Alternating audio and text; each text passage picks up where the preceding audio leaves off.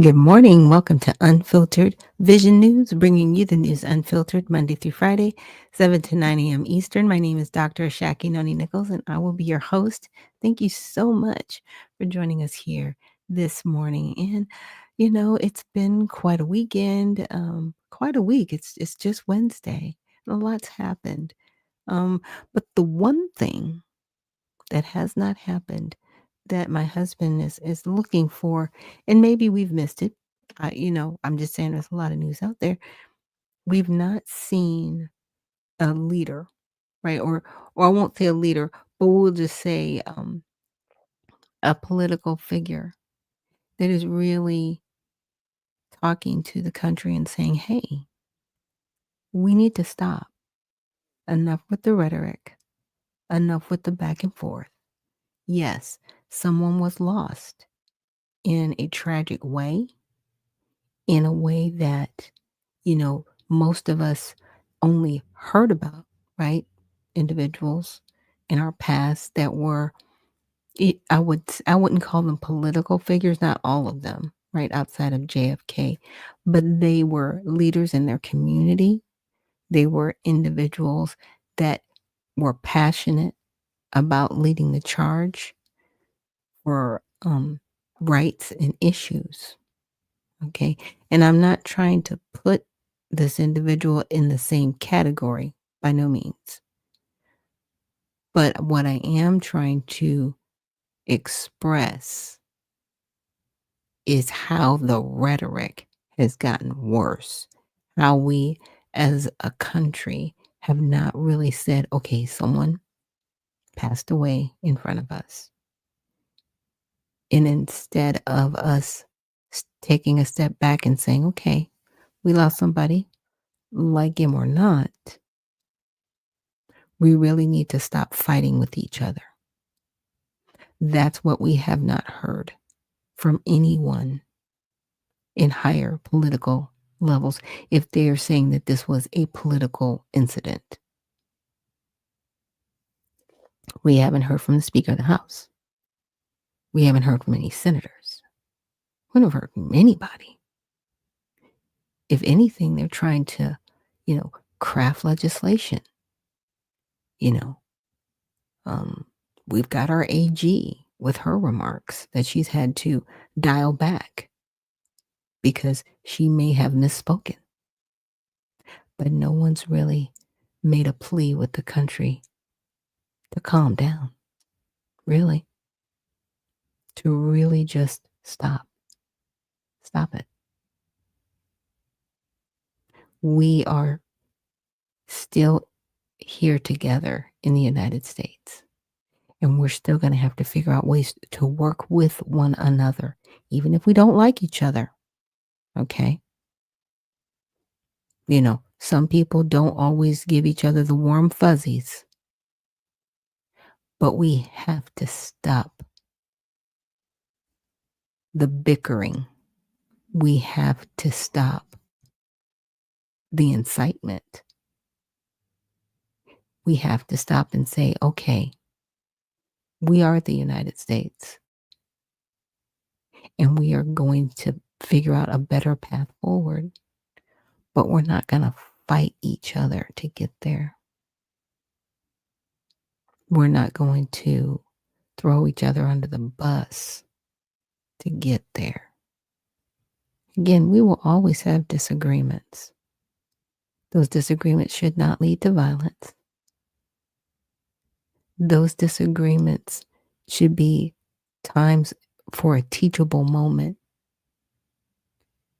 to remind us to not be violent and to use our words and express how we are feeling.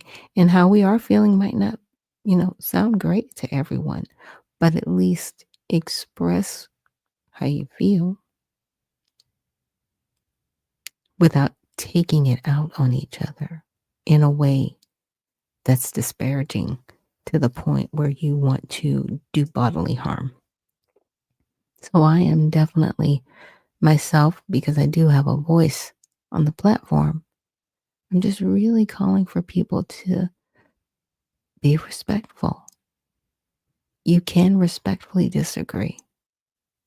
But you don't have to beat one another up to do it with words or with action.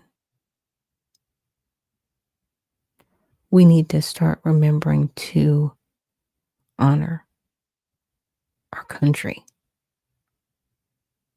Have some honor and dignity about yourself. Because that's what's important right now. It really is. We have a constitution that is, in my opinion, under attack in every sense of the word. And we're attacking each other, trying to see how it should best be carried forward. But yeah, there's a lot that we have to fix. There's a lot that we have to do. And it is an individual decision, and it starts with us being better towards one another. And we really need to start showing the best of us, not the worst, especially in a time like this. Again, I don't have a big, gigantic platform like some people do. And in my opinion, they're not using it to really help people calm down. They're using it to make people more angry. Anger isn't how you get there. Because people are going to make long-term decisions in an emotional state that affect the rest of our lives. And we don't need them doing that. So I definitely plead with everyone out there. Be mindful of how you interact with others, how you talk to them. Be respectful. Have some honor and dignity about yourself. If you're a Christian, you already know the type of honor and dignity that you need to have for those who aren't and who are atheists, who don't believe in God at all. You still need to have an honor and dignity about yourself as an American citizen. And be respectful towards your fellow man. And with that, I want to say greetings to everyone. And greetings, Patty Cake, Grand Rising founder, Grand Rising to you as well. And like I said, to everybody else out there that's joining us. And I kind of, I did have to go in because nobody else is doing it, oddly enough. Like, why aren't our leaders out here really trying to tamper down the rhetoric and everything that we see? And I'm going to show you guys a video. It's from Fox News.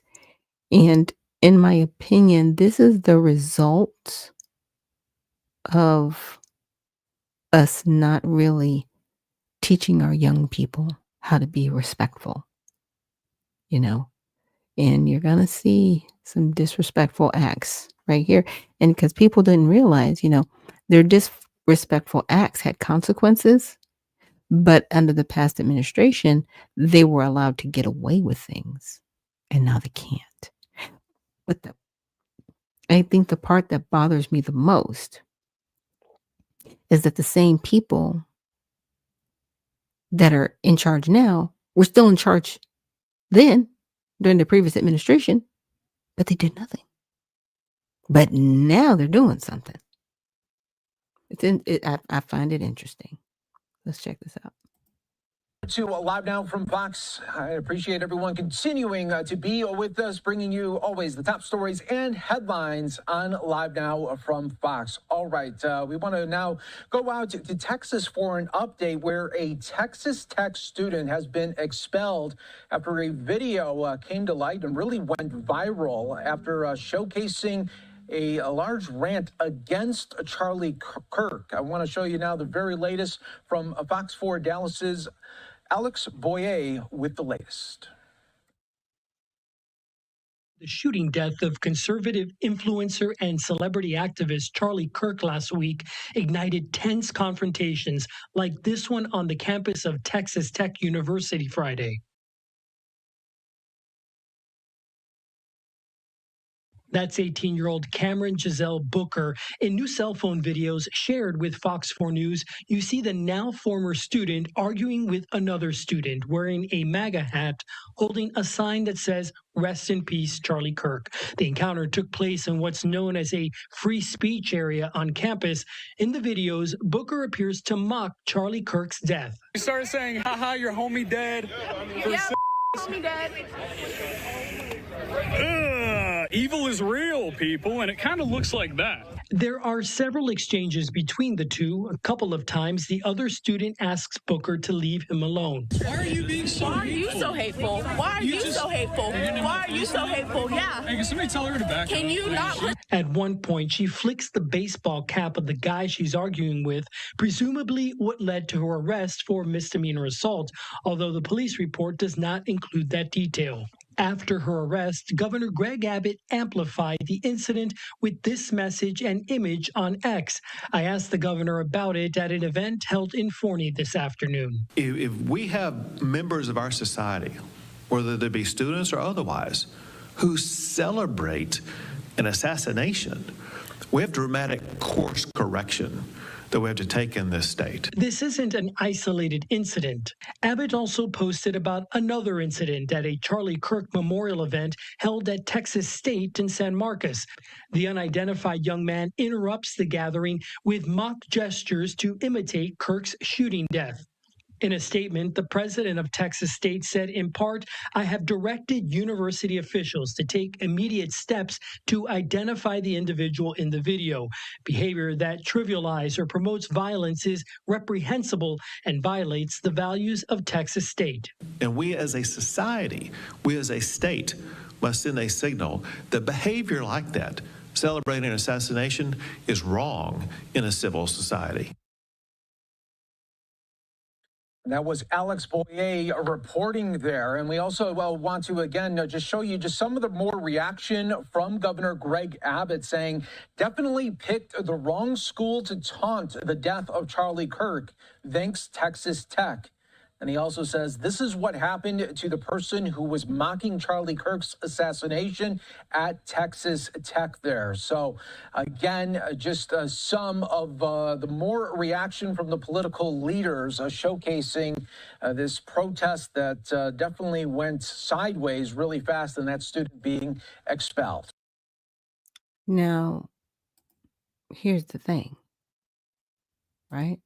I already said, on Monday, I was like, we need to stay out of this. I was saying last week, we need to stay out of this.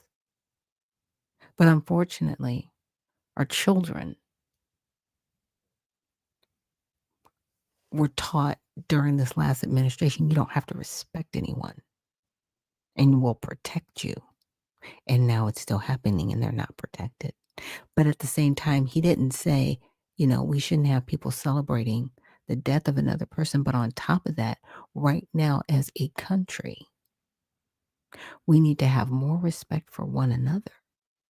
It has nothing to do with this incident, but this incident has actually awakened a disrespect that we have towards one another, and we need to be more respectful. We need to tamper down any rhetoric. If people want to grieve, let them grieve peacefully. But I would, encourage those who disagree with them. You are welcome to disagree, but please don't interrupt their mourning. That's very simple. That is very easy to do.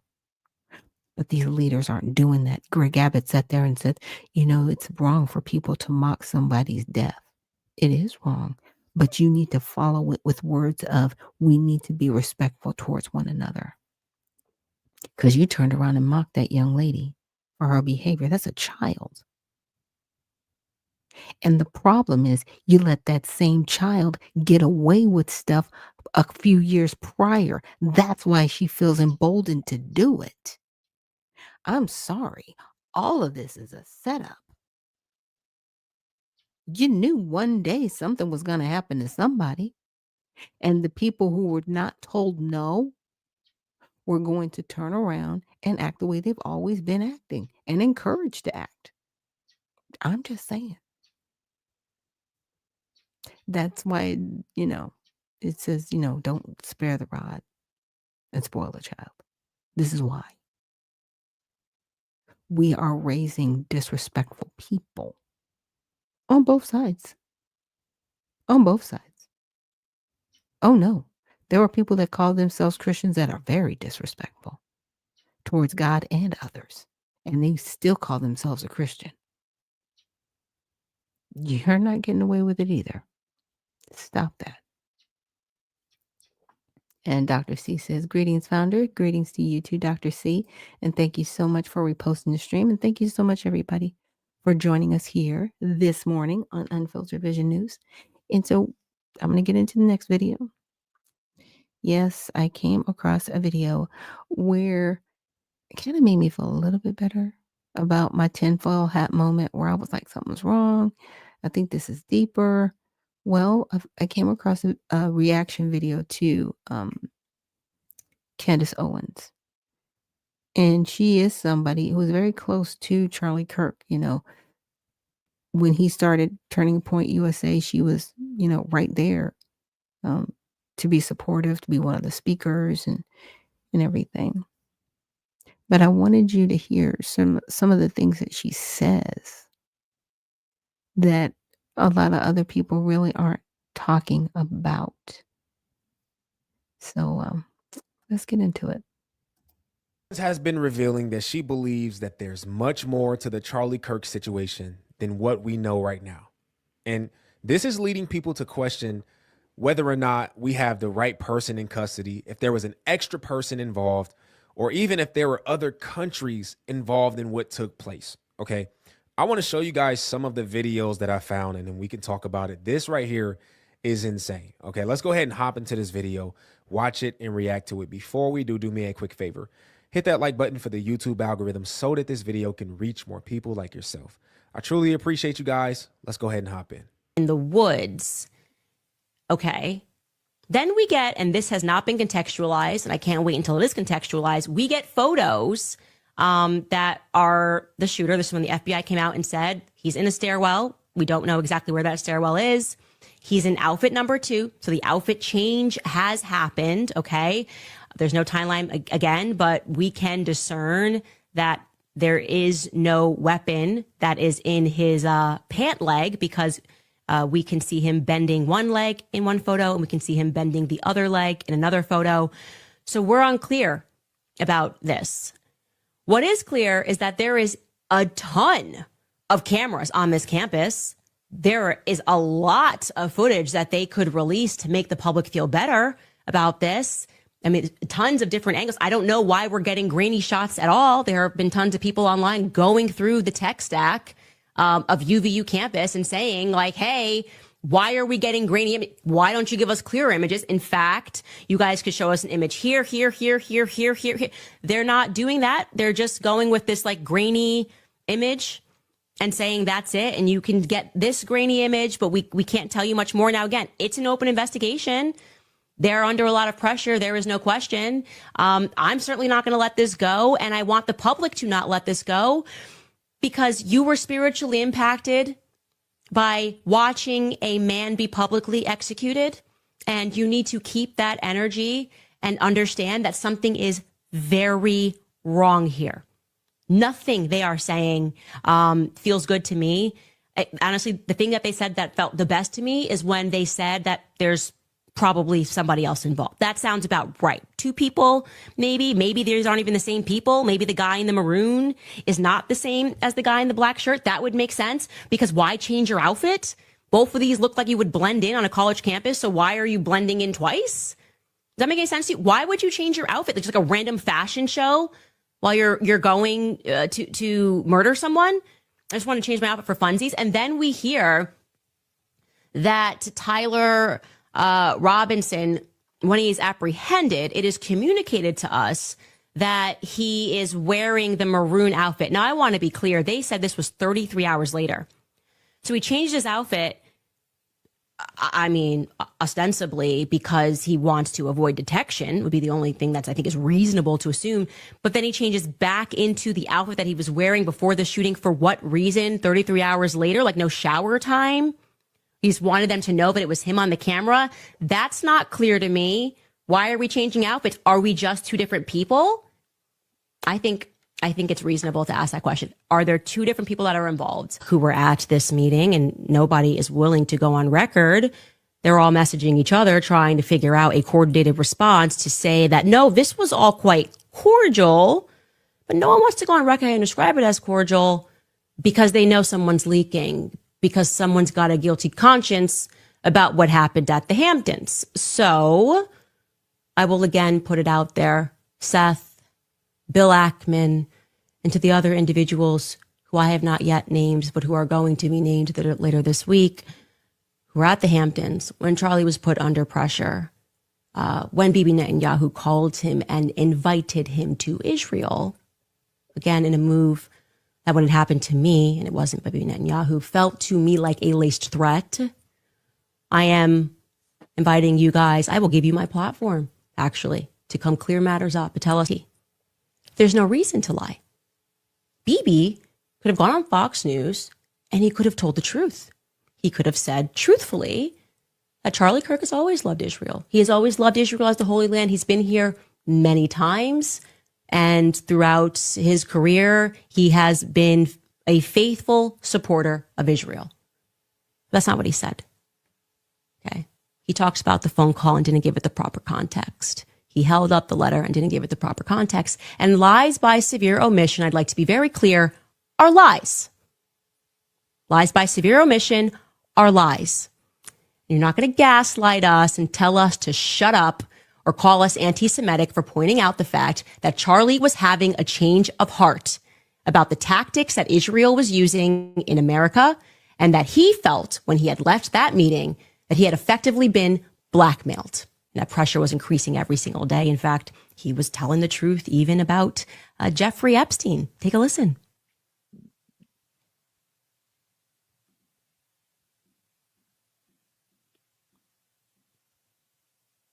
Just a second as we... That Epstein, with his little friend Ghislaine and Ghislaine's father, Robert Maxwell, who was obviously a spy of the Israeli intelligence agencies, that there was something else going on here. Epstein was not some sort of whiz kid hedge fund manager.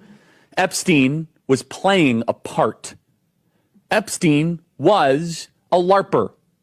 Epstein was cast for a specific role, and he played it really well. The sweatpants and the Harvard jacket, the kind of disheveled hair, looking as if he was so smart and above the clouds that he was doing advanced mathematic equations on the back of napkins. But if you actually go into some of the videos of people that met with Epstein at the time, they said he was awfully unimpressive when it came to finance and markets and economics. And it's nothing new that if you're in the intel agencies, you want to try and get as much blackmail on powerful people as possible. Easy, not hard.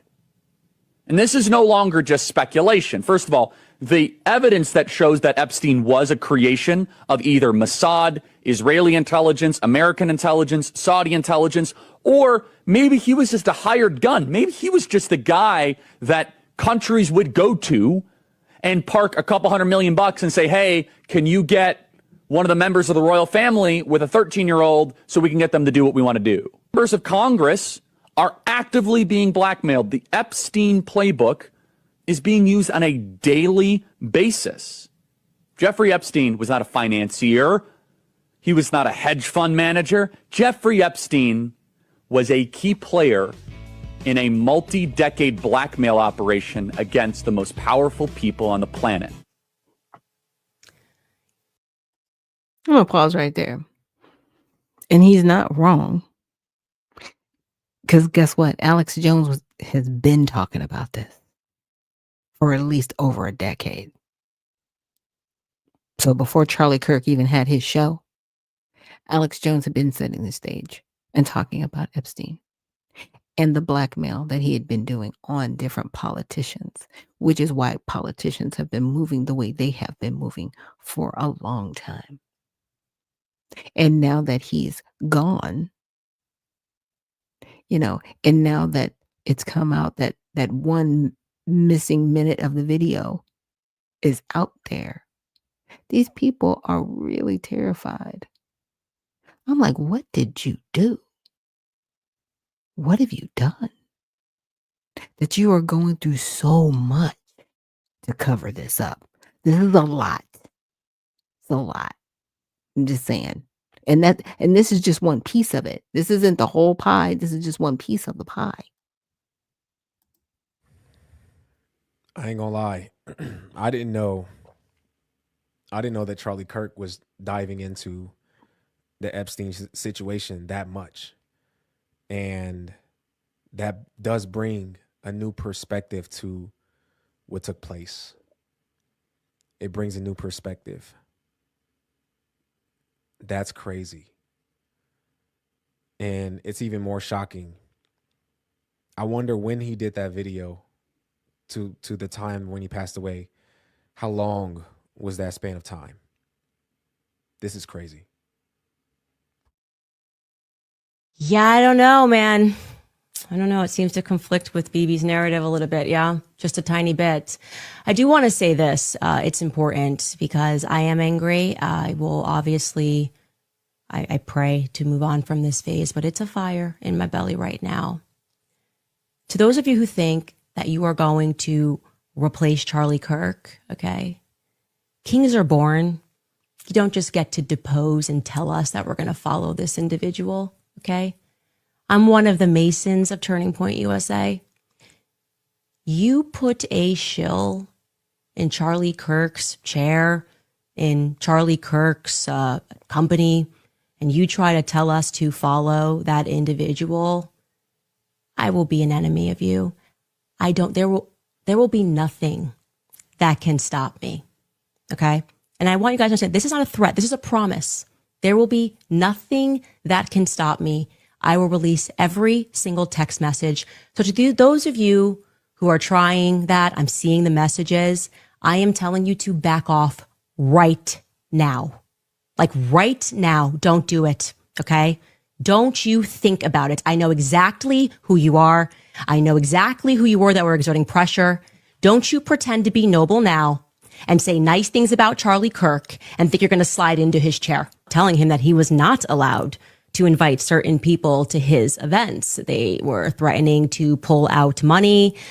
Charlie was getting a lot of really nasty text messages, and many of them pertaining to Tucker Carlson and Candace Owens. But Tucker Carlson was really the focus when it came to America Fest. How could Charlie allow these debates about Israel to take place? How could he allow Dave Smith, who, by the way, is Jewish, how could how could Charlie allow this other position to meet the stage? Because obviously when people start to hear the debates, what Dave Smith is saying sounds so rational, but it was up to Charlie to not allow those things to happen. And that amount of pressure towards the end, as you see that conversation he had with Meghan was just a month before he lost his life, really, I would say, reached a pinnacle of sorts on the matter of what Tucker Carlson actually said on that stage. Tucker Carlson, while he was on that stage at Turning Point, brought up Bill Ackman. Bill Ackman is a billionaire. Obviously, he is also an extremely litigious billionaire. And Bill Ackman was on Charlie about comments that Tucker Carlson had made on that stage. Tucker Carlson specifically asked the question, where does Bill Ackman's money come from? You know, who is this guy? Actually, who is this guy that has this much influence? And like I said, Bill Ackman was not happy about this. And so I would like to contextualize BB. Again, these are things BB brought up publicly, which he didn't have to. He didn't have to bring up the letter. He didn't have to bring up the phone call, but he chose to do this less than 24 hours after Charlie Kirk was shot. Personally, BB, I would have appreciated if you guys used all of your spyware, you've been spying on us for years, to maybe track down the killer. But I guess this is where you thought it was best to do a little propaganda for Israel would be better than us helping us track down the killer. But anyway, so Bibi Netanyahu in that phone call, what took place was a couple of weeks ago before Charlie lost his life. Charlie was in the Hamptons and he had more than one event, but he had essentially what was staged, an intervention was staged by Bill Ackman because Charlie's thoughts, Charlie's rational thoughts about Israel were a no-no. This is not the route that you should be going on. And Charlie was surrounded by his friends, his quote unquote friends. Bill Ackman was very upset and threats were made. That is what I am told. And I will tell you that I am very happy for Bill Ackman to dispute this narrative. In fact, he was asked to dispute this narrative. Max Blumenthal went out to him today, and Bill Ackman came back and said, I have receipts I can show you. And he did not provide the receipts. This is not how it went down. I know it went down this way. I'm waiting for one of them to go on record and to say that it didn't go down this way. It was at this time that Bibi Netanyahu was called and Charlie was invited to Israel. This was an under duress situation, I would say, because I've been in these situations before. When I started asking very sensible questions about Israel, as someone who had dedicated her political life to supporting Israel, many times alongside Charlie Kirk, I was met with the very same pressure. And just like Charlie was being invited to Israel, I was invited somewhere else. And when this arrived to me, it felt like a threat. You know, I got to tell you that. It felt like a threat, like not like, hey, come here and we can educate you because you're my friend. More like, this is your last chance. That's how it felt to me. I can't speak to how it felt to Charlie. And I know that Charlie was offered a ton of money in this moment, a ton of money. Bibi would fund it, you know, spend tons of money. And Turning Point, I guess, if it needed to go to a higher level, would have gone to an even higher level than it already was at. And I know for a fact that Charlie denied that funding, that Charlie denied, and what Bibi didn't include there, he declined to go to Israel for, I would describe this as like, you know, re-education camp. You know, we've seen it. You made an uh-oh, but we can help you. You know, we just need you to come out to Auschwitz and take a picture. Yeah. We just need you to come to the Holocaust Museum and take a photo. We just need you to go to Israel and we can make this better. Charlie said no to Bibi. This is dark. This is dark, y'all. This is crazy, man. This is crazy. And yes, we've seen things happen in the past. We've heard of situations in the past, but this right here puts it right in our face. Right in our face. And so now people are questioning whether or not the information that was given to us was accurate, or was it a cover up, or was it just a blatant lie? And the people that were involved, were they paid off? Were they told, voluntold to do something? This raises a lot of questions. And Candace Owens was very close to Charlie Kirk. I didn't know that at first, but I did see her video, the first one she made, and she was very close to Charlie Kirk. And she's been a part of, you know, a lot of the events that he has done and the situations that he's been in. So one would believe that she has credible information. Scary, man. But it lets you know, man, you have to stay in your word and keep Jesus right next to you. I mean, don't leave Jesus at all, because there's much more to what's going on than what we know. And there's much more control that is going around, controlling things that we watch, the music that we listen to, the things that blind us from actually watching what's taking place in the world or even being a part of it. This is crazy. Look, I want to know how you all feel about this. I'm trying to be. And, you know, being someone who ran for president, and I didn't have a meeting like that.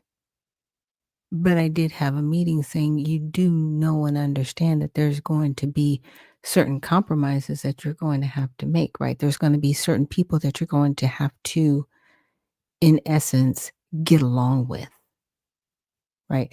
And they were really trying to express to me that this isn't about just, running a campaign and going around and doing speeches and getting people to, vote for you. There's another side, a darker side to politics and media that none of us really know about or hear about until decades later. What happened to people and the players involved. You may not like Candace Owens, but the one thing I do respect about her is her investigative reporting and her journalism, right? And how she has not given up. Yes, she was fired from the Daily Wire, but that didn't stop her from doing her own show, right? That has not stopped her from exposing certain things. And this, on this particular individual that recently passed away, that was a friend of hers. She is not going to give this up. I'm telling you right now. The one thing she's not going to do is let this go quietly into the good night until she has answers. And I can definitely see the influence of, Israel. They already, amended the NDAA. So corporations cannot politically boycott or politically not work with companies in Israel. In essence, kind of forcing them to play nice. Well, what if it's just not a good business deal and they don't want to get involved with Israel?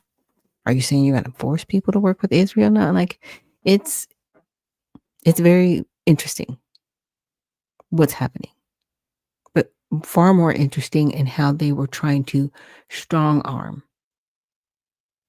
someone to work with them or not work with them, right? But really to work with them and kind of, and in essence, and I'm just paraphrasing this, kiss the ring, right? I know when I started, covering this, my whole brain went to conspiracy theory. I was just like, okay, guys, my tinfoil hat. I don't think this was done happenstance. There's a lot more behind this. I didn't know what. But as things and events have evolved, they're like, oh no, we've got him. Every time I look at this young man, I'm just like, you don't even look like the type of person that could have formulated something to even carry this out. You just don't look like that person to me. And maybe evil has a different face, right? But looking at him, I'm just like, you just don't seem like the type. This was clean. An amateur would have hit other people, in my opinion. They would not have been able to calculate that measurable distance the way they did, because it was one shot. It wasn't multiple shots. It was one. That was it. And when I was on another program, I said, they showed a New York Times correspondent. And what I noticed about the correspondent is they weren't running. Like everybody else was running and they're like, oh yeah, you see people scattered and we don't know if it's fireworks or not. I was like, interesting that you brought up fireworks. And there was another commentator that brought up fireworks too on MSNBC. Why would you guys bring something like that up? And this individual wasn't running, by the way. They were kind of posted up with the cameraman. No, they weren't running. They were, on like a little bridge or wherever that was at the campus, but they weren't running. Did they know? Were they aware? Because the human instinct is to run and get to safety, then finish reporting, not to stay there as if nothing happened. There's going to be a lot more that comes out about this situation, but I'm glad that Candace Owens has bought the information that she has. Now people are going to have to answer. They're going to have to respond to what happened. And, we're going to be looking at what happens next with Turning Point USA. I'm going to be watching. Like, what are y'all going to do? What is this going to become? Right? Because a lot of people can say, oh, is this going to become another cult? And I brought that up on my show. I was like, are they going to prop this individual up to where this turns into more of a cult type situation? Right? Where they start idolizing this person. And it no longer becomes what it was, definitely a place for Christians to have the freedom for political speech. That's pretty much what he championed.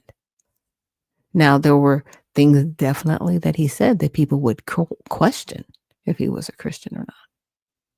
Right? Now, I didn't know him personally, so I can't answer that question. There are people that do know him personally that, say, yes, he was definitely a Christian. I can't answer that because I didn't know him. But it's going to be very interesting to see how all of this plays out. In our part, as I showed the previous video, we have to teach our children to let people mourn. Let them mourn and let them mourn in peace. And if you don't have anything good to say, don't say anything at all. Some of us were actually raised with that saying. If you do not have anything good to say, do not say anything at all. Right? It's one thing to debate the issues, but you do not have to disparage people in order to make your point. And that's the one thing that we need to stop doing. We need to stop disparaging people. We need to stop belittling them and talking down to them. Now, other people might laugh and scoff and say, well, our president, he does that all the time. That's him. And he's going to have to stand before God with everything that he has done. Look, we all, at the end of the day, are going to have to stand before God with what we've done. And just because somebody else is doing anything and getting away with it doesn't mean that you do. And the Bible even speaks of that. Just because I'm paraphrasing, but just because somebody else is getting away with evil doesn't mean that you do it. Doesn't mean that you do that. We have to remember that. And Mark from the Soil, thank you so much for joining us here on Unfiltered Vision News. Appreciate you. And with that, we're going to take a little bit of a break.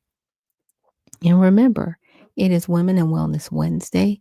And I really would love to, have you guys, if you want to come on, if you want me to send you a mic where you can discuss the topics, that we've covered so far. Or, if you would just like to bring up another topic regarding women and wellness, I'd appreciate it. Just send me a message and I'll respond. But with that, let's take a quick break and I'll see you guys on the other side.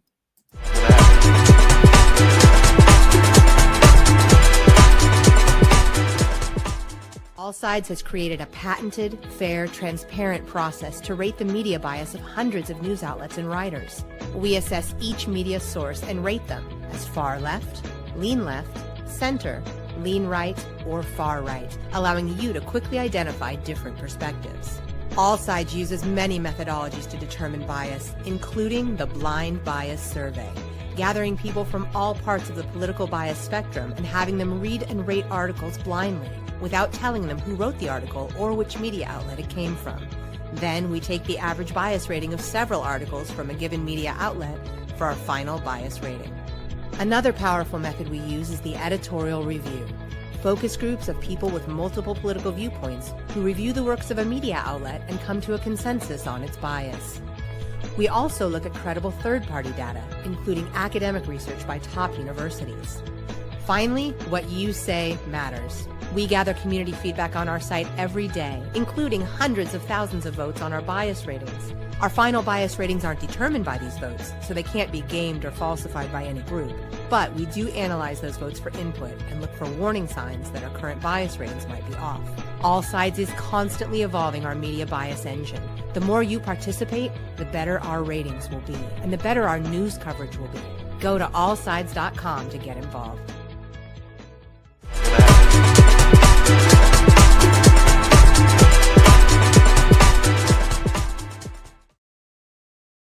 And we are back. Thank you so much for joining us here on Unfiltered Vision News, bringing you the news unfiltered Monday through Friday, 7 to 9 a.m. Eastern.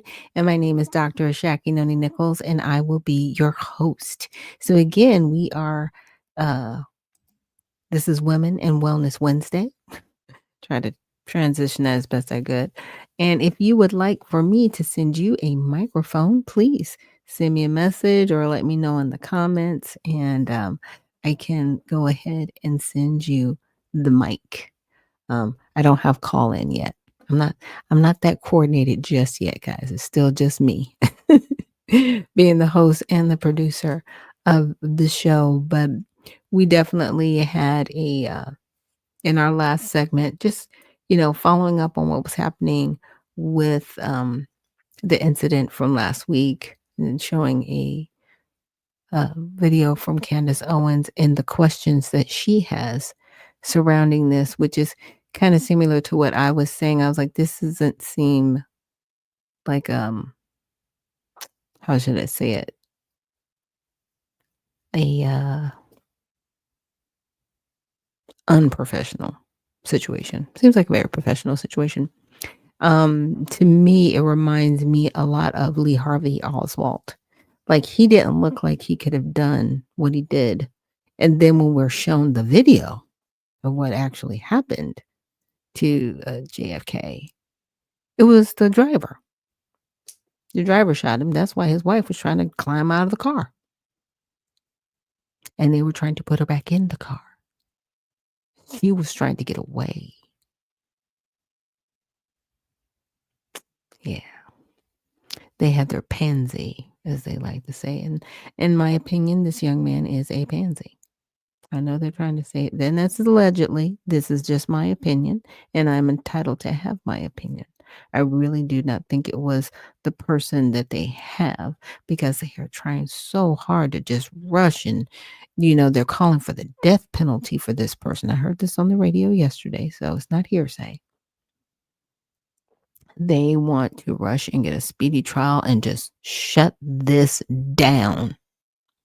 My husband said it's very interesting how now, they're trying to just shut this down. We got them. He goes, when it takes years sometimes to get anything done, it takes months just to get, proper investigation done. It hasn't been a week. Today makes a week. It's not even a full week. Still the morning. We still have to get to 12, 1 o'clock before we get to a full 7 days of this going on. And we're already at the death penalty for somebody? Okay. Does not make me at all feel good in the public arena for me. Maybe for some other people, it makes them feel settled. Like, we got the person. I really don't think it's that person. I think this person is the pansy. I really do. I think they are the pansy.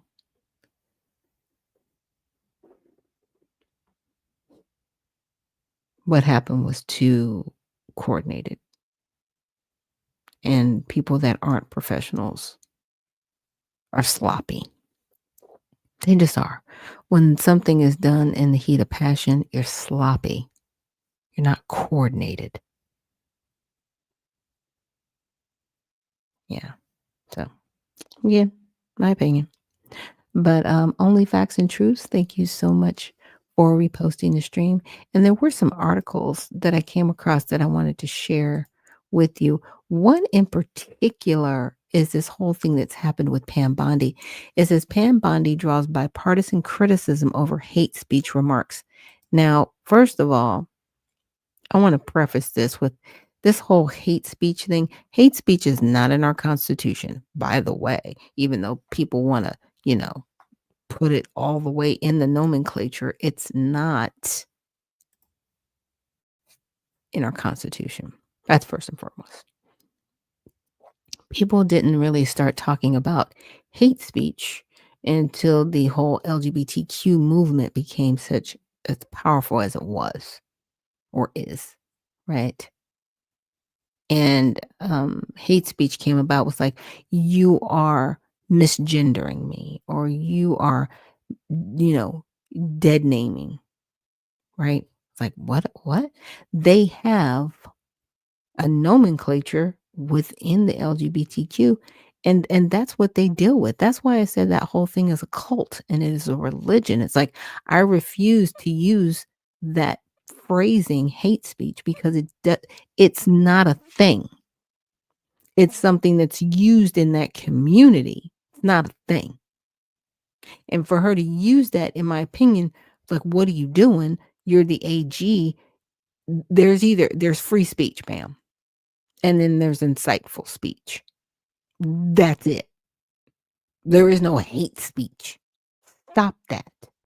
Because somebody could get, you could tell somebody, oh, your hair looks nice today. That was very hateful. What? But that's how they feel. Okay.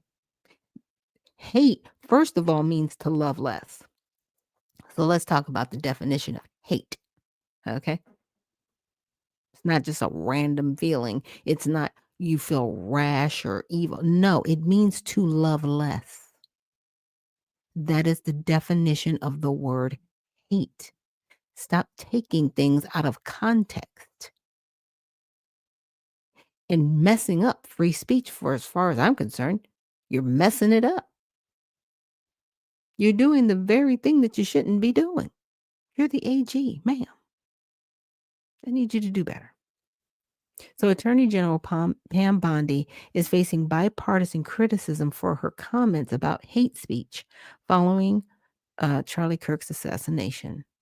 Bondi's comments. Speaking on the Kate Miller podcast, Bondi said there's free speech and then there's hate speech, which he's wrong. It's not hate speech. There's insightful speech.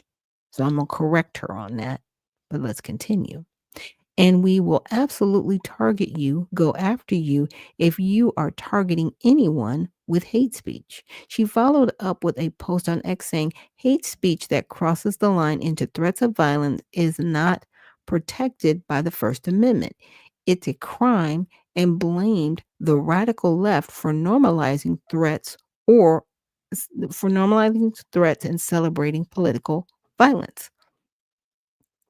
Common ground. News outlets and political commentators across the political spectrum stress that hate speech is protected under the First Amendment, with some citing Kirk's own defense of free speech. Now, this whole thing, like I said, again, hate speech isn't a thing. They're making it a thing. It's not a thing. Stop that. So if let's just say hate speech, love less speech. Huh? Well, hate means to love less. You love somebody less when you're using speech like that. You're not loving them, because that's the definition of the word hate. Put it in its proper context. Let's say what it is. Stop doing this. You're doing the very thing that you're accusing other people of doing. It's crazy to me, but it's happening. So, from the right, the Wall Street Journal editorial board that leans right bias said, is a basic understanding of the First Amendment too much to expect from the nation's attorney general? The board highlighting Kirk's own comments about free speech, including his criticism of censorship in Britain. It also quoted Kirk saying, "My position is that even hate speech should be completely and totally allowed in our country." House Speaker Mike Johnson on the right told reporters, in America, it's a very important part of our tradition that we do not, this is a conservative principle and certainly an American principle. We do not censor and silence disfavored viewpoints. That's a whole lie.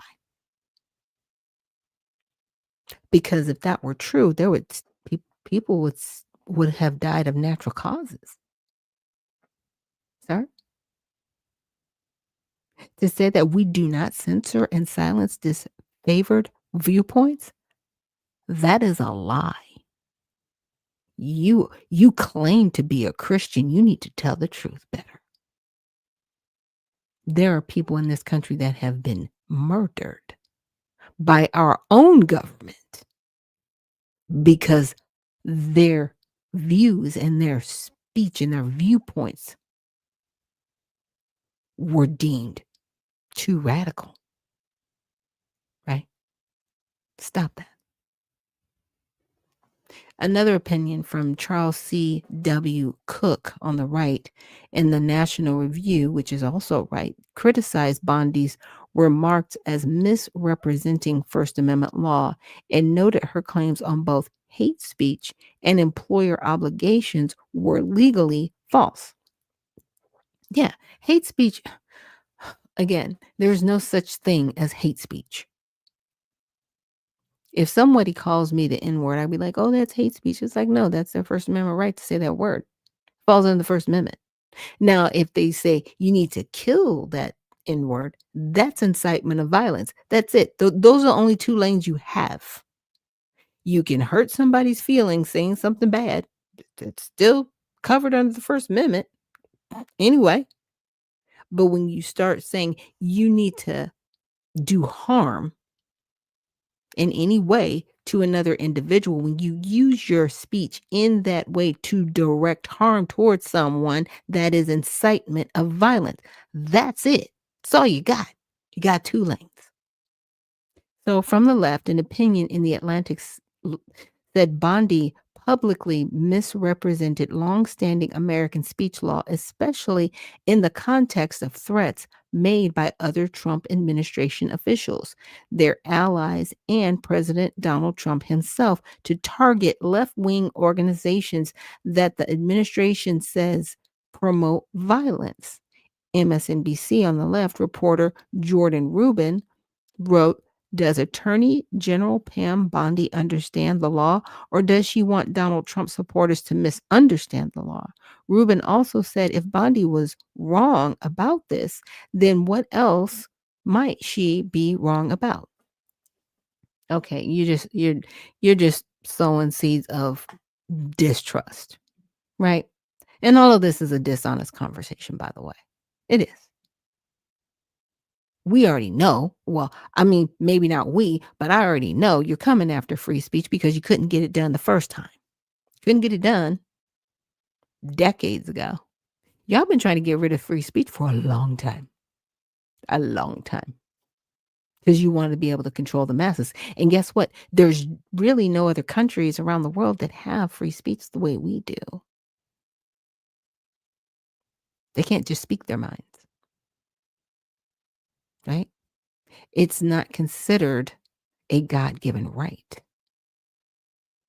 Okay? We are one of the few countries that have a constitution that says our inalienable rights are given to us by God, not man. That's why we have free speech.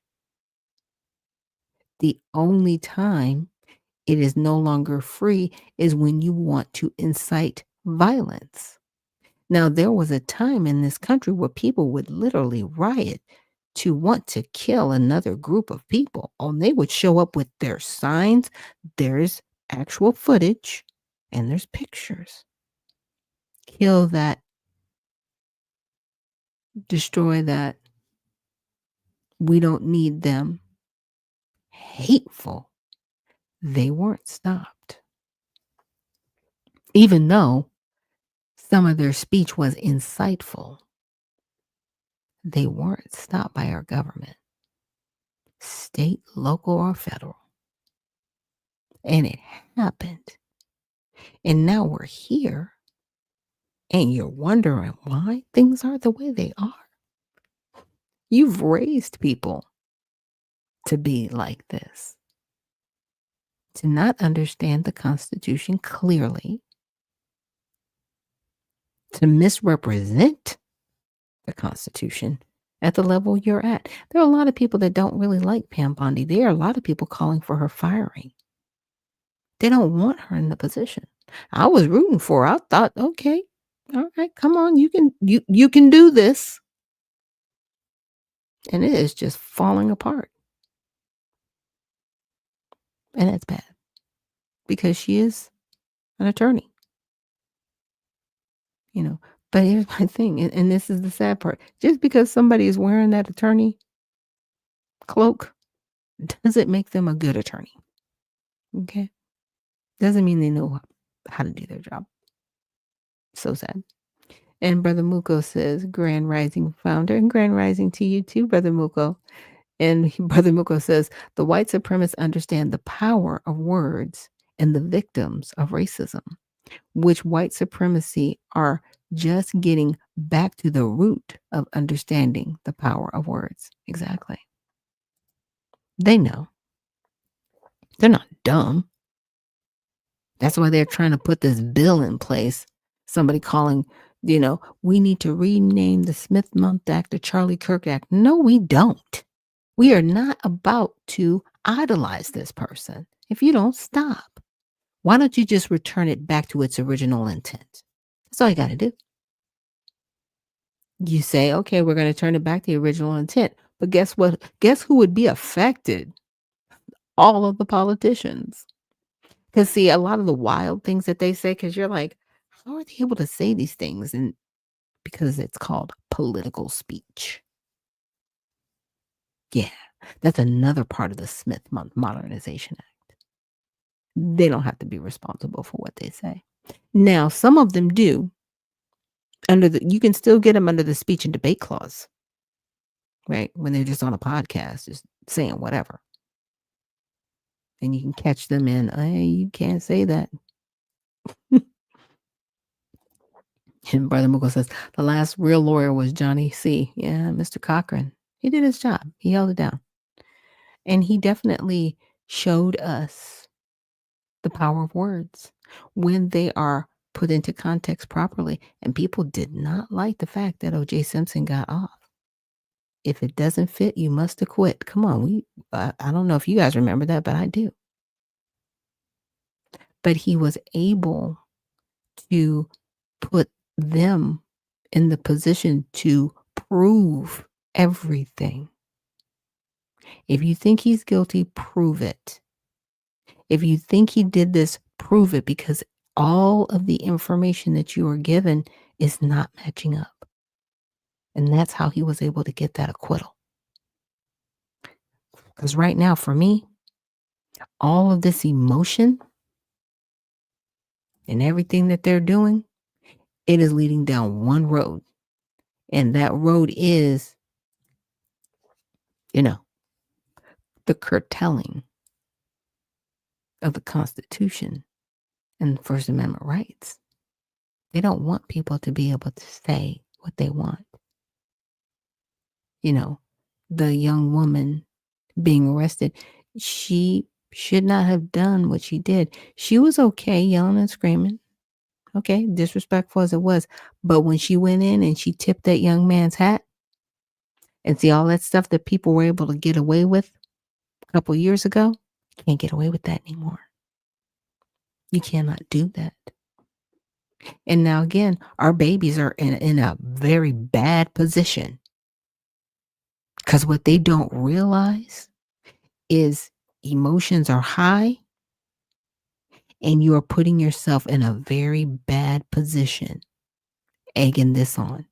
That's why I started out my show saying this rhetoric needs to stop. Tamper it down. Tamper it down. My platform isn't large enough to speak to the masses like that. But I do pray that somebody says the right things to make people stop. And Black Empowered, thank you so much for reposting the stream. And Brother Muko says, and if he hadn't passed away, we would have gotten reparations by now and the dismantling of this rotten injustice system. And this of this rotten and justice system, court system. As we know, it will be more than halfway done had they not murdered him. Yeah. It's like, how far would we be right now? But now we've taken a detour off of the,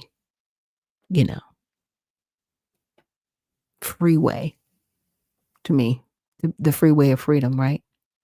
Of reparation, restitution, being made whole. But I'm not going to stop. I'm not going to let this derail moving forward because, as my husband and I had discussed prior, this is really not our argument. But somehow it's become that. Somehow everybody's involved in this. It's like, no, we didn't do this. It's not us who's done this. Somebody else did this. And y'all need to clean up this mess and stop involving us in it. But again, our babies need to be told, don't mess with this. Stop it. Right? And you're so cute. Brother Lucas, excuse me, I'm driving. And LOL, shout out to the Redemption Vision. Thank you. Or the Redemption Party. Thank you so much, Brother Muka, for always being very supportive. And focus on driving. Be safe. So, interesting. Man initially apprehended after Kirk shooting acted as a decoy. Faces child porn charges. Okay, what? So you're the decoy, but you was still doing some messy stuff. I can't. I can't. I'm not even getting into that article. That's just weird. It's just weird. Just weird. But there is something else that I wanted to get into.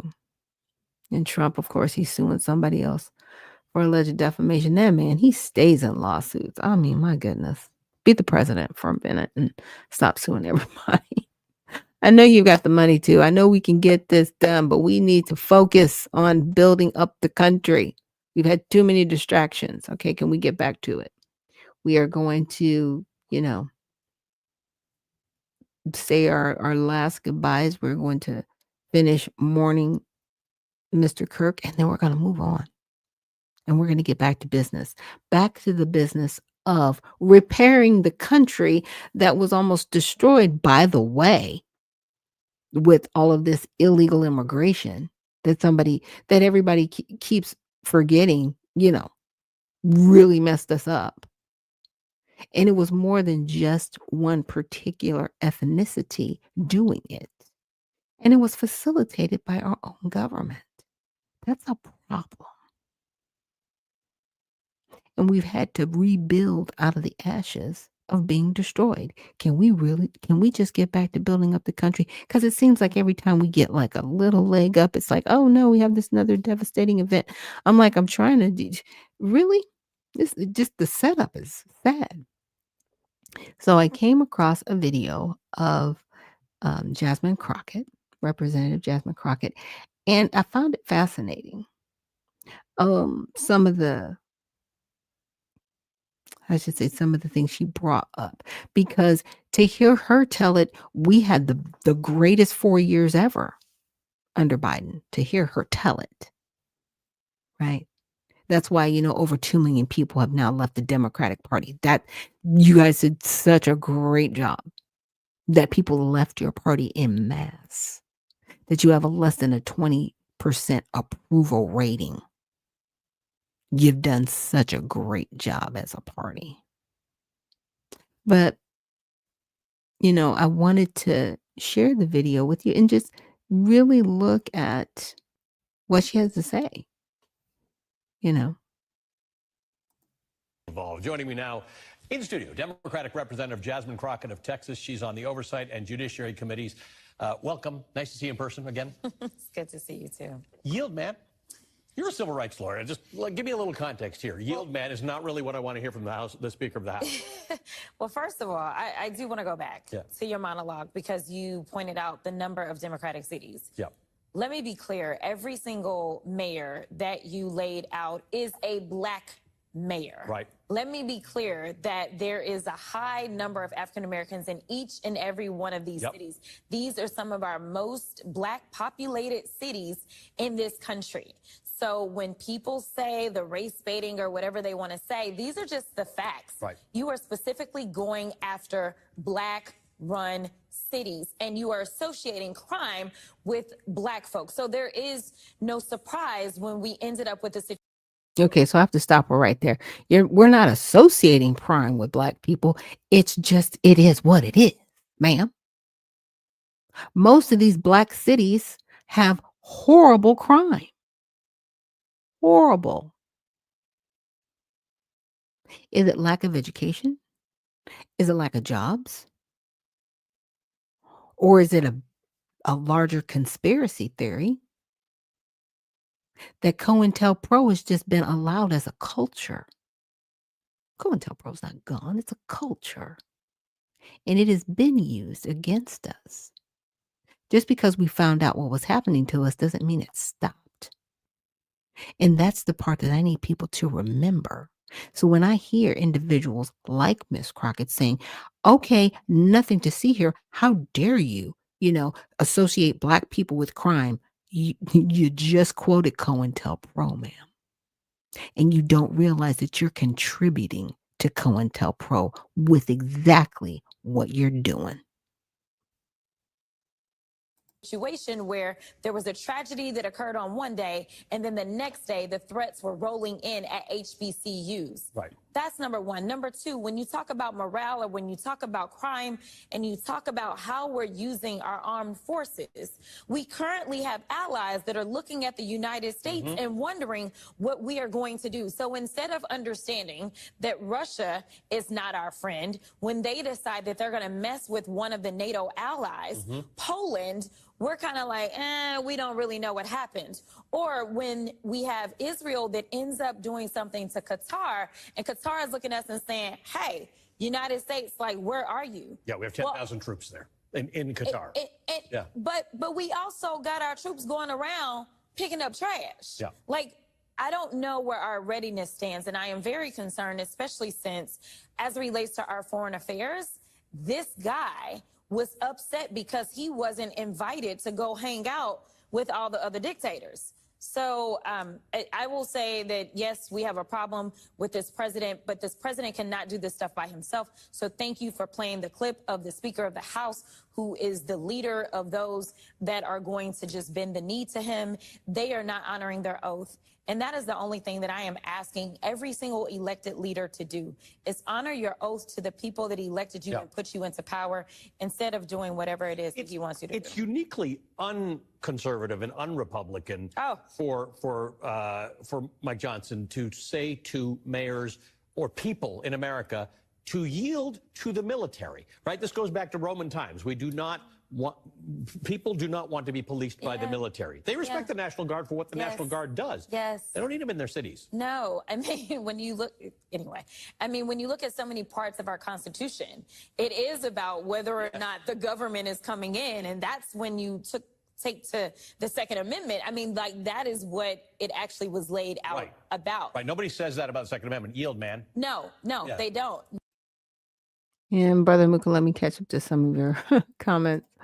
You said that this is racism, white supremacy, investigating the victims as if racism, white supremacy isn't the problem or crime. And it's a lot of we have us and we don't control of the military. We really need to get out. Okay. We need to get the let out. Me, really? Okay. I don't really understand that one, but I know you're still driving. You're texting and driving. Stop that. Wait till you get to a safe place. But I'm trying to just read through this And it's a lot. Okay. I can't really understand it. I know you're going to have to resend it. I know you'll be able to explain it later in Good Morning Black America. But a lot of what she's saying is, look, the reason why the National Guard would even be there, they're not the police. They're more of security so that the police can do their job. But the question is, why haven't the police done their job? And this is why, and this is my opinion, because crime serves the people that are in office. If it didn't, they would try to end it, right? They would be afraid for their lives. Oh my goodness, I'm going to get killed too if I don't handle this. They're not afraid of having their lives ended because crime serves them. They make money off of crime. I'm going to just say the quiet part out loud. Y'all are getting the kickbacks, especially these black mayors in these predominantly black cities where the crime is going on. The criminals are running the city. The people that are in charge, supposedly the mayor and the council, you're not running your city. Crime is running your city, and you're allowing it. Let's just be clear. Let's just, again, say the quiet part out loud. And I got the fist up, so I get my big ups. Yeah. Not to mention, it is not very conservative to do this big government thing. Right. This is the biggest amount of government that you could have. Not to mention, you mentioned that it's not really clear why he's not going into Chicago now. Well, I have a guess. He has a governor that is actually resisting. So now we're looking at... This is an important point. Shifts to Memphis and New Orleans, where the one person who can push back, the governor, is on his not side. exactly. Yeah. The people that can push back will not push back. Yeah. In addition to that, when you look at Memphis, a lot of people don't know what's been going on in Memphis. What's been going on is that the people are pushing back against Elon Musk. Elon Musk has these data centers that have now been tied to polluting their communities and causing them harm. And that's just now happening? Really? Now it's an issue because Elon Musk is there with the data center? Stop that.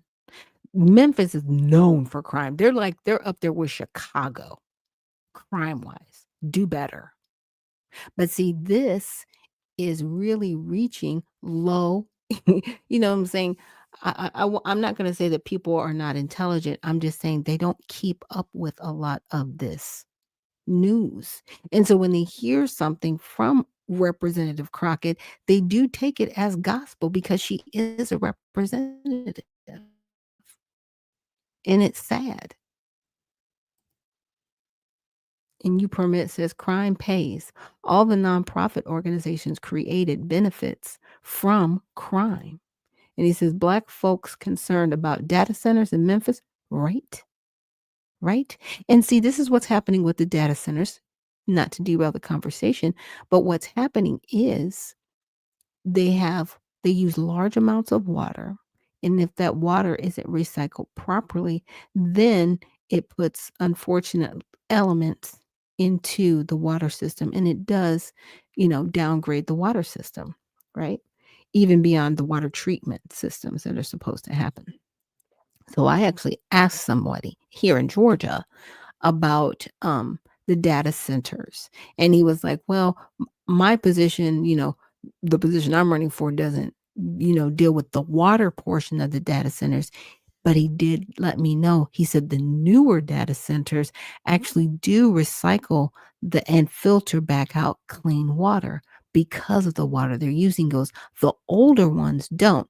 And I encouraged him. I was like, if you have the ability to maybe put something in place to force the data, Meta, and force them to put in a filtration system so it filters back out clean water into those areas, I would employ you to do it. And he was like, okay, we'll look into that. But, you have to be in those meetings to ask those questions and then to know who else to ask, right? This is not about filtration systems. Stop that. Stop that. And Black Empower says, people will say she's right. However, the problem with her and most of the Dems is that they can identify the problem, but never offer solutions. Exactly. She's not saying to you what I just said. And Brother Muko says, and I was stating that in her language, she says the word we, and the word us when talking about the military. And we don't control the military. So we must stop, including ourselves and all of this foul play that racism, white supremacy does without our consent most of the time. Exactly. Right? I'm sorry. They keep using black people as fodder when it's convenient. DEI was nothing but, in my opinion, the worst thing that could have happened to black people. Now, if you're an intelligent black person and you actually have a job that you worked your butt off to get and got there by merit, somebody goes, you're just a DEI hire. Right. It worked against us like everything else. Like everything else they do, it works again. Stop using black people for this. Stop. I don't know what else to say. Brother Muko says exactly. Yeah. Stop using black people as your excuse to say that crime is okay. And stop using Elon as an excuse for black people going, oh no, we don't want him here. He's probably created some jobs there. We don't know. I don't know. Let's look into it, right? But let's stop doing this. Let's let her continue. So they are against these data centers. So now this is yet another way to do something for Elon Which is kind of weird because when he talked about the head of Union Pacific, it's like you should maybe just pretend that this isn't just your corporate friends who are causing you to deploy the U.S. military at taxpayer expense against them, so that a merger can take place. Yeah. Like he literally said it all. He said all the words. Yeah. Donald Trump. Talked to Justin Pearson yesterday from Memphis. And one of the smart things about people who come from cities where there are crime rates is they don't rely on these statistics that say violent crime was down by X percentage. They realize that violent crime is a bad thing. Exactly. Everybody thinks so. Exactly. And the ways in which you undercut violent crime are through things that happen in communities, through gun violence protection. Yeah. Those are not the things that are happening here. So Justin Pearson was all about the fact that, we got a crime problem. We're really happy to have the federal government's help. Yeah. But this doesn't ever solve that problem. No, it doesn't. They don't like data. They don't like facts. They absolutely detest these things. But even when you look at what Maxwell Frost did, Maxwell Frost led the way as to the creation of the Gun Violence Prevention Office within the White House. Yep. What did Donald Trump do? Really, really successful until January 20th. What did Donald Trump do? He absolutely did. Yeah. He got rid of it. And so okay, has anybody heard of the Gun Violence Prevention Office? I didn't till just coming across this. Did it help? Did we have gun violence during the Joe Biden administration? I think so. I don't think crime got better in Chicago. Got worse. I don't think gun violence got better in California or anywhere. What was the point of the office again? Huh? What successes do you have? Huh? It's this stuff. So You Permit says each town is responsible for their water treatment programs, which is monitored. Right. And that's the wastewater. And Brother Muko says, I'm sorry. Black Empower says, Brother Muko is right again. You have to remember she has no solutions.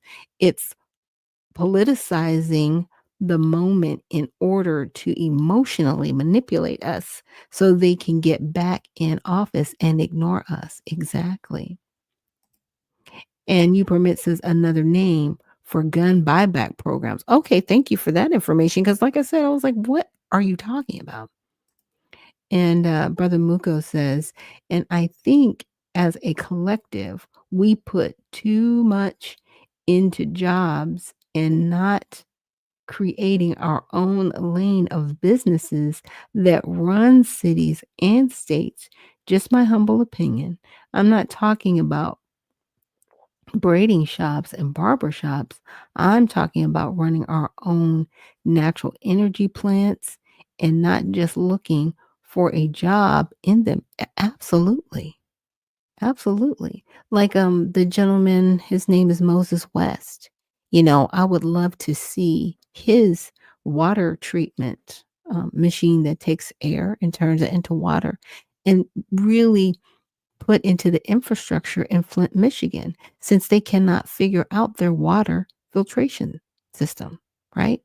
And and really just look at, okay, can we, put this into a building, right, in a mass and route fresh water to the homes, since the current, system is literally broken and they're still not fixing it. Or even in Jackson, Mississippi, do the same thing. We have the solutions. It's just making sure that the infrastructure is there. But then who's going to monitor the infrastructure? Who's going to be over it for us? So I'm going to stop her video right there. And what I did was I put the link in ChatGPT just so I could get like somewhat of a summary or what to look out for within the video. And this is what it came back up with. It says there's contradictions or problematic points in the clip, framing ICE raids as equivalent to antebellum slave patrols historically avocative but imprecise. Why it's problematic. Slave patrols were extrajudicial, often privately organized groups that enforced slavery. ICE is a federal enforcement agency operating under immigration law and judicial oversight. Equating them is a rhetorical argument about continuity in enforcement practices, not a literal one. Valid as critique, but not a literal one-to-one equivalence. The video uses moral historical framing more than empirical comparison. This distinction matters if you expect factual one-to-one historical equivalence. And now this is just one section. This is just one section. And Carl says, "Good morning, founder. I agree we have to stop being used as the scapegoat, but we also have to stop running to the bullet.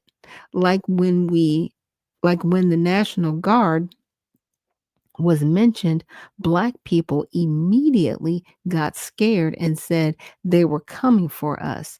Be prepared, but be silent." Yeah. And that's the thing. It's like, okay, the National Guard isn't coming for you.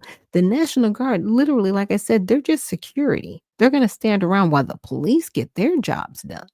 The question is, are the police going to get their jobs done in any cities? I don't care if it's Chicago, Memphis, New York, California. If the National Guard is there, police, are you really going to get your jobs done?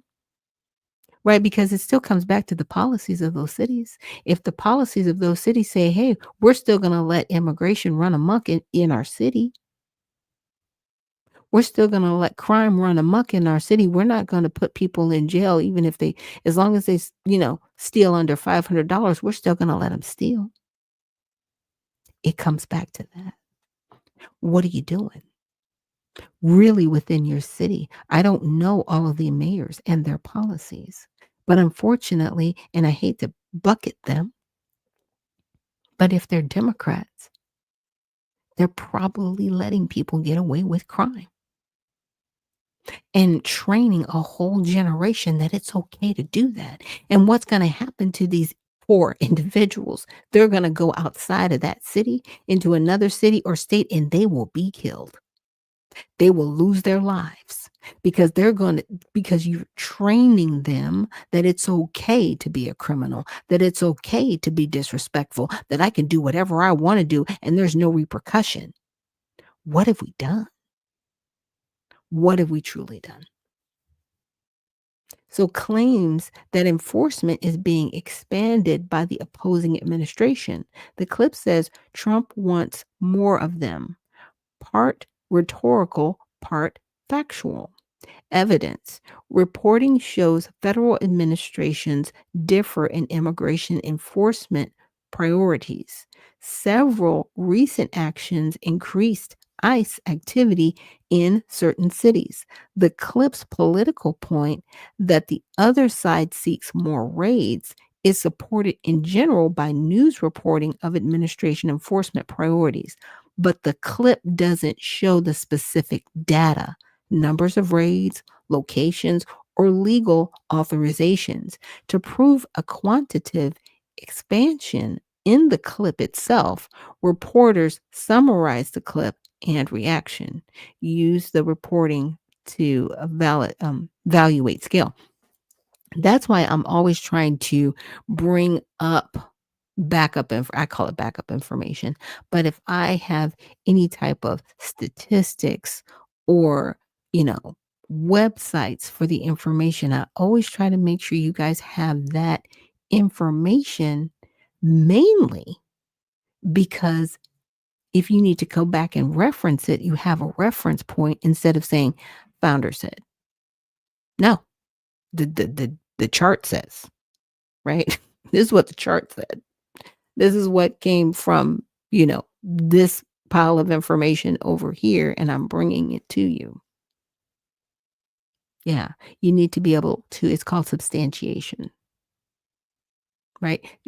What ChatGPT was breaking down is they did not substantiate what they were saying. And that happens a lot with politicians on both sides. They will quote, and they try not to quote exact numbers, but they'll say statistically, or they'll use the big fancy words, but they never actually show the information. And when they do show the information, sometimes it doesn't work in their favor. And they try to make excuses for it. Yeah. Which in my opinion is propaganda. Like her whole piece, in my opinion, is a propaganda piece. Because they know they have bled support in the party. And as you can see, she's not using the whole, bit. And I will call it a bit. It is, because she code switches. She's not using that type of movement you will see in this interview. She's very tamped down. She's very professional, right? She's very forceful, but she's not using all of the ain'ts and honey and all that stuff. No, somebody probably gave her a memo, tamper it down, because people don't like it. Sound more educated. People will actually have some respect for that. But she doesn't know who she is politically. And people are running her.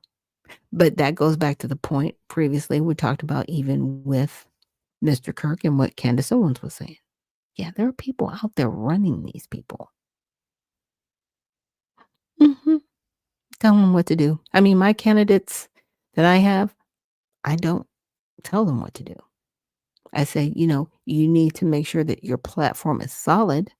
You need to make sure that, package your platform so when you're expressing it to people, they have a better understanding in a very quick span of time.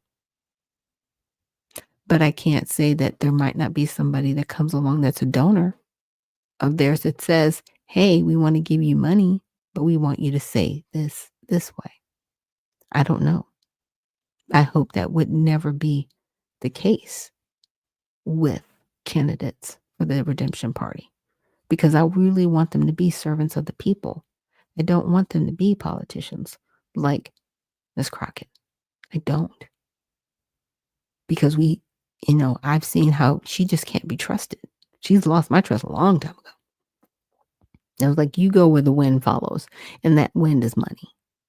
That's what drives you. You have no concern or care about the people. Because if you did, you wouldn't do what you're doing. You would respect people better. So, minimizing migrant crime versus publicized violent incidents, selective use of examples. So the problem, the clip and follow-up coverage shows Crockett arguing that immigrant crime is often cherry-picked and that white supremacist violence is an important comparison. That's a valid data point to raise, but the clip does not back it with statistics in line. Critics point to high-profile crimes to rebut her tone, Supporters note that national data show broader patterns, e.g., extremist violence is a major domestic threat.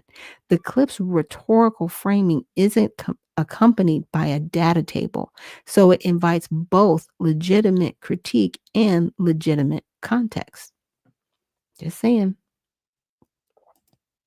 And You Permit says they groomed Jasmine to communicate that way to gain the interest, right? Of the 20 to 25 to 35 age group. Oh, absolutely. Absolutely. She was definitely used. I know you call it grooming. I call it usury. She's definitely used. Apparently, they haven't used her up yet. She's still useful to them because she's still on the media circuit. I say get back to work. Stop complaining about what you see wrong and fix it. That's your job. You act like you can't fix it. You act like you're not in office. Like you're just so helpless. You're not helpless, ma'am. Figure it out. Your job is to actually go in there and represent your district. And if you have to talk to other people that are not a part of your party, that's still a part of your job. I don't think people really get their job in Congress. They just think, okay, well, I'm a Republican or I'm a Democrat. I'm just only supposed to talk to people in my party. And if I don't get anything done because the other party's in power, oh well. No, that's not your job. Figure it out. Because, for me, I don't want any of them to go back. I want them all, well, I want most of them in prison, really, for what they've done. I want them in jail, not jail, prison. Yeah. Because that's where they should be for the crimes that they've committed against the American public, for lying to us deliberately, not doing their jobs. And a lot of people say, well, that's just politics. No, you lied to us deliberately. You misled the public. You did us a disservice. And under the Constitution, we have every right to demand a new form of government that serves us if you're not going to. Okay? We have that right. You have nothing, members of Congress, executive branch, judicial branch. You have nothing. On the Constitution, it says we the people, period. This is our country, and it belongs to us. And you need to start doing what we say, and you need to stop lying to us. But this incident that happened, yeah, it's waking up a lot of people in a good way, in a very good way. So statements about the role of local police, reported elsewhere as law enforcement isn't to prevent crime, only to solve it. Factual tension with policing norms. It's an interesting word. Why it matters. If the clip or associated statements assert that policing doesn't aim to prevent crime, that contradicts official policing doctrine and commonly accepted public safety goals. Most departments say prevention is central. That line generated backlash and shows a rhetorical posture rather than a neutral policy description. It's a claim that can be fact-checked and contested. Okay. Brother Muko says, but that's the thing, founder. They're only there to talk. I'm saying they're not actually there to solve a problem. And I think that's what's we keep thinking it's supposed to happen. So the only solution is dismantlement, because even what we have our own faces these in these places, right? Justice still never happens because the system isn't designed to make justice happen for people that are categorized or classified as not white. Yeah. And it's sad that you have to say that, but it's not wrong. So short Source-backed summary: how Black Americans were impacted during the Biden administration, because that's what I wanted to know.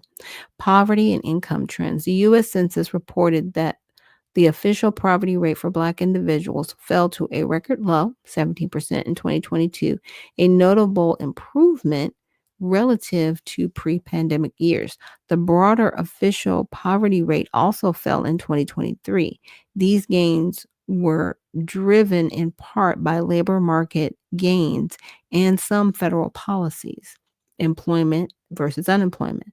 Black unemployment improved from the pandemic peak during the early Biden years, 2021 and 2023. But by mid-2025, the Black unemployment rate has increased again. FRED/BLS series show Black unemployment 7.5% in August 25. That pattern improvement then signs the backsliding as the economy cooled, means labor market gains during Biden were real, but uneven and vulnerable to macro shifts. Okay, so use these numbers to temper claims that the economy picture was uniformly positive. So criminal justice and policing. The Biden White House pushed equity and some policing reform initiatives, executive orders, and proposals aiming at accountability, restraint use, and data collection. Progress is mixed. Federal initiatives were launched, but many major reforms depend on Congress or local implementation, and so outcomes have been incremental.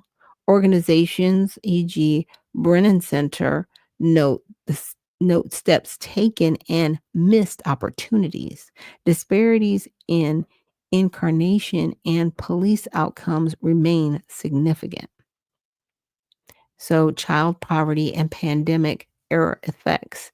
Policy changes during and after the pandemic produced measurable short-term effects. Federal pandemic supports reduced child and family poverty while they were in place, and the end of many supports in 21 and 22 led to some reversals and volatility in child poverty measures.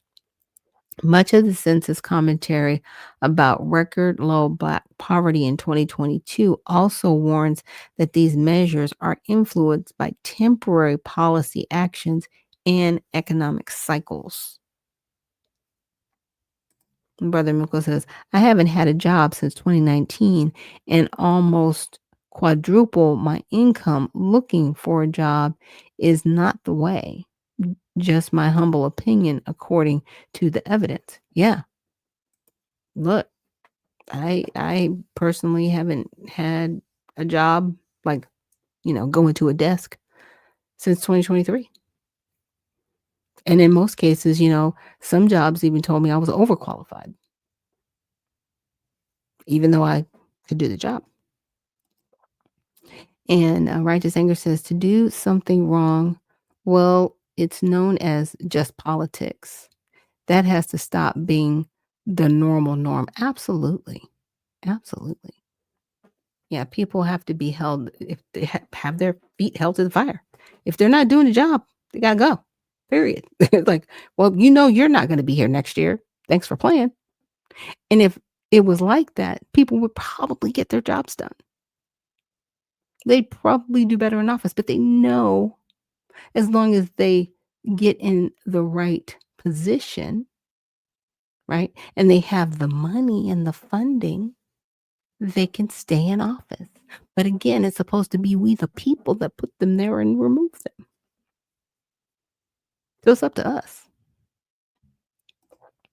Brother Mukko says, wow, founder, I used to go to interviews with my dad in the 80s, and they used to tell him he was overqualified. We must get a clue. Thank you for that testimony of honesty. Yeah. Happened to my mom too. I watched it. She was just trying to get a job to take care of her kids. And people were like, well, you're overqualified.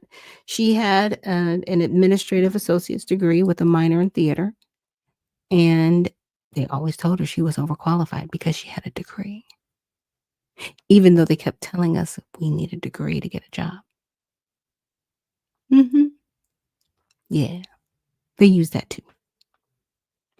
So the administration commitments, policy action versus lived experience. The Biden administration publicly prioritized equity and issued initiatives aimed at addressing racial inequities, housing, criminal justice, health access, economic supports. But implementational gaps and structural forces, labor market cycles, housing costs, legacy, and incarceration effects mean that policy statements do not automatically translate into uniform improvements in lived outcome for Black communities. That gap is central to critique on both sides. Yeah.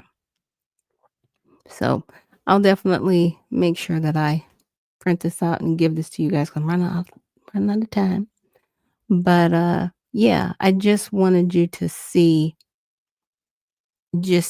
and you guys, they're not always telling us the truth, unfortunately.